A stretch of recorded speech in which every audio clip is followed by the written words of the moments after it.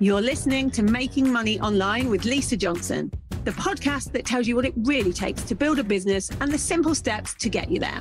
I'm determined to share with you the reality of easy, simple business marketing tips to make passive income so that you can start making money online. If you want to be as visible as possible right now, then you know that PR is the best way to maximize your credibility and expertise. Our sponsor, former journalist and PR expert Nicola Rowley, is hosting a free 4-day From Incognito to Interviewed PR challenge starting on Monday, the 17th of October at 10 a.m. BST. This challenge is for you if you want to know how to get started with PR, how to harness publicity to help cement your expert status or drive sales in your business, and how to start feeling more confident to put yourself forward for opportunities. You can sign up now at go.njrpr.com/challenge. Hello and welcome to this week's podcast. You're going to like this because we're doing a little mini series. This is the first kind of series we've done on these podcasts, and we're doing a 3-part series about writing a business book. And we're doing that because of 2 things. One, because I have a brilliant masterclass coming up for you guys on how you can write your own brilliant business book. And 2, because my book is going to be out for pre-order in the next week or so. So I'm excited for you to be able to see that. And so we're going to go through 3 different episodes in the next 3 episodes. So this week's episode, I'm going to talk to you all about, the different types of publishing. If you want to write a book, like how you can get it done, whether you go the traditional route, the self-publishing route, the hybrid route, there are different ways of doing things. On next week's show, I'm going to talk to you all about why I decided to write the book and what the book is actually about, like what's in it.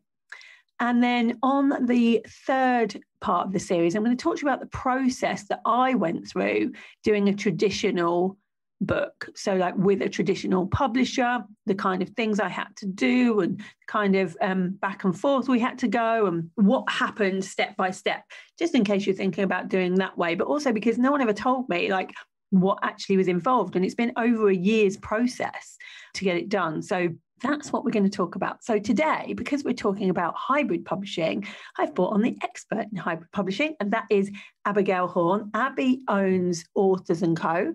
And I am part owner of Authors & Co Academy. So it's a really good way for me to be able to teach you about business books with somebody that's been doing it for years and doing it brilliantly and is known as the best in our online space at doing this. So welcome to the podcast, Abby. Thank you for having me on. It's always a pleasure. No worries. So you've been on the podcast before, ages and ages ago, but I want to talk today specifically. I want to talk specifically about why people do decide to publish their book in the hybrid kind of way and what the difference is between the hybrid way, the traditional kind of publisher way, and self-publishing, because people might not know there is even a difference. They might just assume you write a book, you send it to a publisher, and off it goes. So give us a little rundown of the differences. The number one reason that people will choose to self-publish or hybrid publish is because they've tried to get a traditional publishing deal and that hasn't worked out for them, or because they recognise that they haven't got the sort of size and engaged audience to get a traditional deal, so they don't even bother in the first place. Because as well as I know, in the non-fiction space, it's very much about your audience size and what you can bring to the table in terms of engagement, not just all about the content and the ideas of the book. And that's important that people recognise. It doesn't mean that their book isn't brilliant. That's so true. And actually, the first time I sent my book to a publisher, it wasn't even one of the top publishers. It was somebody that I thought would take my book because they'd taken other people's. And the first thing they said was, we love your book. We love the contents of your book, but we won't publish it because your audience isn't big enough. Come back to us when you've doubled it in size. What it does is it puts people, especially business owners, in this really peculiar situation where they want to grow their audience in order to get opportunities like that. But we know that having a book within your brand and your business will help you grow that audience. So it's like, what do you do first? So the hybrid publishing route gives people an opportunity to put a professional book out there to a standard that a publishing house would put out there, and not have to wait for that sort of validation or permission. And it allows them to start growing their audience. And there's lots of benefits that can come off the back of that, including getting a traditional publishing deal. That's right. Yeah, I know two very, very big, well-known people in our space. And I asked them how they got their traditional book deal, because they were two of the first books I read. And they said, oh, we didn't. We self-published or hybrid published. And then what happened after that is, because we marketed it so well ourselves, traditional book publisher came to us and said, oh, can we have your book? And we'll give you some money for it. So actually, it doesn't mean that you can't have both. It's just that lots of people start with the hybrid. When I spoke to my publisher, I was told that a massively small percentage of how many people write in with a proposal and say, I'd like you to publish my book, they take a really tiny percentage of how many come in. And so what happens to all the others that have got these brilliant ideas? And it's such a shame that they then just don't write them. So I think it's amazing that there is such a thing as hybrid. And I think it's important to talk about the difference between a hybrid book publisher like yours and self-publishing, because they are very different. You have a lot of things in yours that I couldn't believe. So self-publishing is generally somebody doing it alone. Even if they bring in an odd freelancer, maybe to design a book cover or to help them a little bit with the interior formatting, generally they are putting something out there completely by themselves. And that normally means that the standard isn't to the standard that you would expect to see or that you would want to see from a traditional publishing house. And I think you can tell. I think I can tell straight away when I see people launching books, whether they've had support with that or not. And that's not to say don't do that. I think if that's your only option, great, get something out there. But I think there's also got to be this realization that because a book is like a very low cost entry point for people, it's going to be one of the first introductions that your brand can make to someone. And how you do anything is how you do everything. So it's like people will see that might not be brilliant and automatically presume that, oh, maybe everything else isn't that brilliant either. So that's what I would say is more of a risk to self-publishing. That's not to say I disagree with it. I think more than that, my biggest concern, and it is a concern around self-publishing, is that people don't always understand the legalities involved. I agree. I think that's such a big one. There are several. And, anyone that just thinks they can put a book out there, saying what they want, using whatever covers they want and whatever fonts they want and all things like that, that's, it's very much mistaken. It is mistaken. And actually, the legal part of what we had to go through in the traditional publishing route, literally they had a lawyer go through my book line by line, taking out the bits saying, okay, we need permission from this person because you've mentioned her. Is this person their real name? Can this person be identified? It was like huge. And I think that one of the great things that you do, not only in you publishing other people's books in this hybrid way, but also when you teach it, is to teach them what to look for, because it's really important that they know where there could be problems, because that can cost you thousands in libel fees, like thousands and thousands. It's exactly that. So it's not that every person needs to have a solicitor line by line through their book, but you at least need to have a basic understanding of these are the things you can do, these are the things you can't do. Once your book is published, these are all the, let's say, libraries that it's got to be sent to, because there are 6 books in the UK that your library has got to be sent to by law. People don't realise these things. I didn't realise that. Yeah, but you don't expect it to, because your traditional publisher will deal with all of that on your behalf. I don't even know if any of my book clients would know that, because we deal with it all on their behalf. They never send their books anywhere. We do that all for them completely behind the scenes, but we know that all the legal boxes have been ticked. Yeah. And that's the risk between traditional publishing and self-publishing. Hybrid will take very good elements from both, but you can call it a downside or not, but there's obviously a cost that comes to hybrid publishing that means that you are working with a professional team of people that aren't going to take your rights, that aren't going to take your royalties, but are going to support you in doing all of the things that a traditional publishing house would. Yeah, and one of the things people always say, which is very much mistaken, is I don't want to pay people to get my book out there. I want to be paid. You're actually paying anyway, because you're paying royalties when you do it the traditional way. This way, you're just paying those royalties kind of up front to people to make sure you're getting it done right with hybrid publishing. Yeah, I've corrected people many a time, sometimes very pleasantly, and just explained it.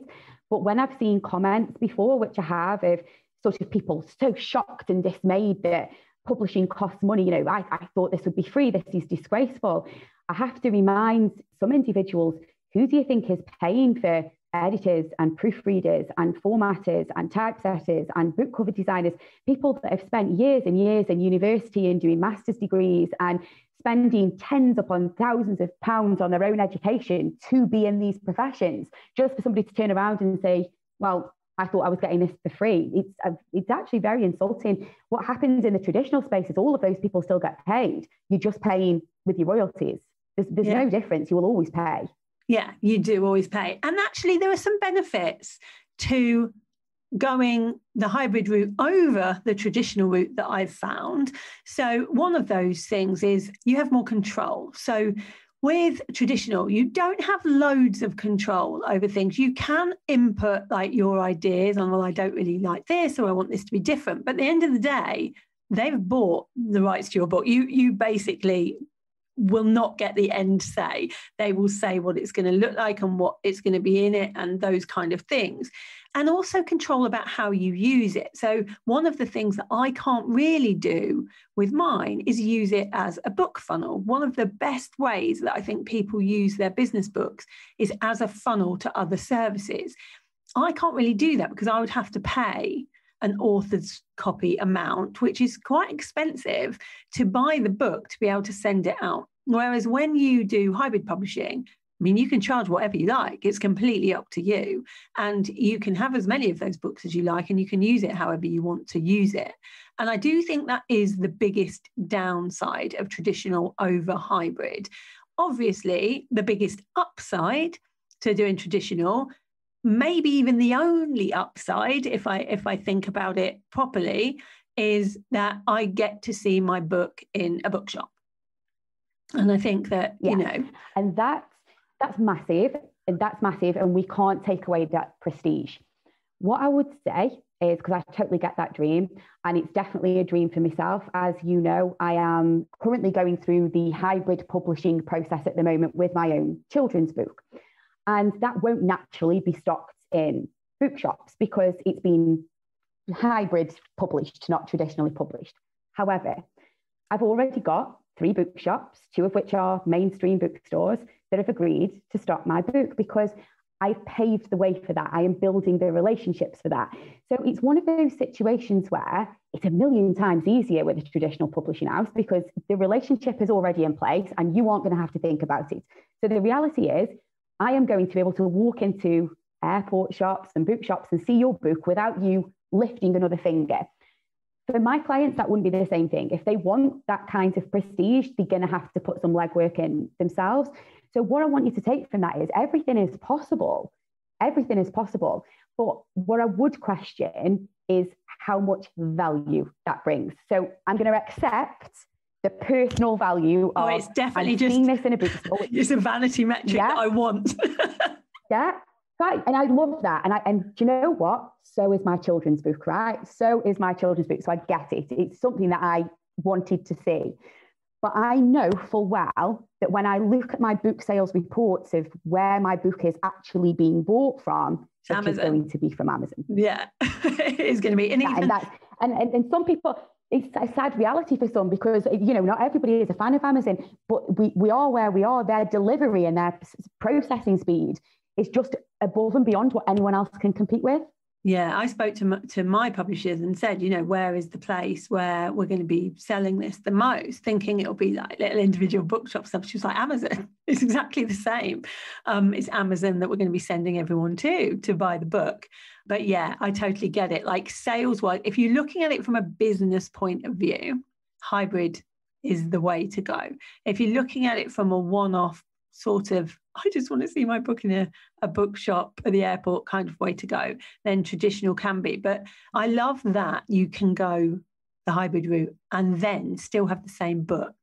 The traditional route, when your audience is big enough and when they've seen that you've marketed so many that they're going to be able to make money from it. Because if they see you marketing it well, they know already that you're halfway there, because that's what traditional book publishers want. They want you to be able to market the book to your audience at the end of the day. And that's exactly it. And I would hope that I can now show, when everything to do with my children's book is published, I would hope that I can show my own sales and my own success with it. And you never know, maybe a traditional publisher will pick up that book, or maybe they will give me an opportunity to write another book. But I never even cared about that with my nonfiction book that supports my business. And you know that from knowing me all of this time. So I've never gone down this route or tried this route for that book, because I just love the fact that the royalties I get from that book every year pays for a massissive family holiday for a big family that I've got. And the royalties are all yours at the end of the day. They're all mine. And it supports my business, and I didn't have to wait for anybody. I'm able to make changes to it and use it in any way that I want, when I want. But my children's book I view differently, because it's not a money-making thing. It hasn't been done for that purpose. So if you're thinking about writing a business book, and there are a load of reasons why you should, by the way, like whatever route you choose to do it, you should be writing a book. And lots of people say, oh, I've only been in business for a few years. I'm not an expert, I'm not the guru. How can I write a business book? And actually, it's the business book itself that puts you as the expert, as the guru, because you have a book on it. So it's really the other way around. But if you're thinking of writing a book, and if you're not come along anyway, because you probably will be after our masterclass, we have a masterclass coming up for you. It's completely free on writing your business book and things that you need to think about. It's actually going to be more like a workshop. Like, we've been thinking about how we want to do this, Abby and I want you to actually implement some things, actually get a little bit further along to writing your book rather than just learning about it. So it's going to be probably around 90 minutes. It's going to be a lot of fun. I think you're going to really enjoy it. So if you want to sign up for that, if you go to authors.lisajohnson.com/masterclass, you will be able to sign up, and we will send you all the details of that masterclass for you. It is something that normally would be charged for, but we are selling something at the end of it. Not everybody is going to want to buy into that, but some people will do. And for that reason, it's going to be completely free. So I'd love you to come to that workshop. What kind of businesses and what kind of people do you think, Abby, make for really, really great business books? It seems like such a cliche, but I can honestly say over the last 5 years, I have worked with every business under the sun on their books, including nothing to do with the online space. Professional CEOs, MDs of companies. Like, we've got quite a big corporate sort of author base as well. So we've definitely, for coaches, consultants, anybody in the mentoring space. If you are selling any programs, if you're not selling any programs but want to, honestly, just for anybody, if you've got knowledge in your mind, like, you absolutely can write a non-fiction book and make money from it. And impact a hell of a lot of more people than you can in any other way. Amazing. Thank you, Abby, for being here today. I will see you on the masterclass. Thank you, everybody, for listening. Hopefully you're going to sign up. I will put the link in the show notes as well. And I'll be back next week to talk to you about my own book and what's in that book and why I wrote it. So I will see you then. Thank you for listening to Making Money Online with Lisa Johnson. If you'd like to get hold of my guide to launching, go to lisajohnson.com/launch and let's get you making money online.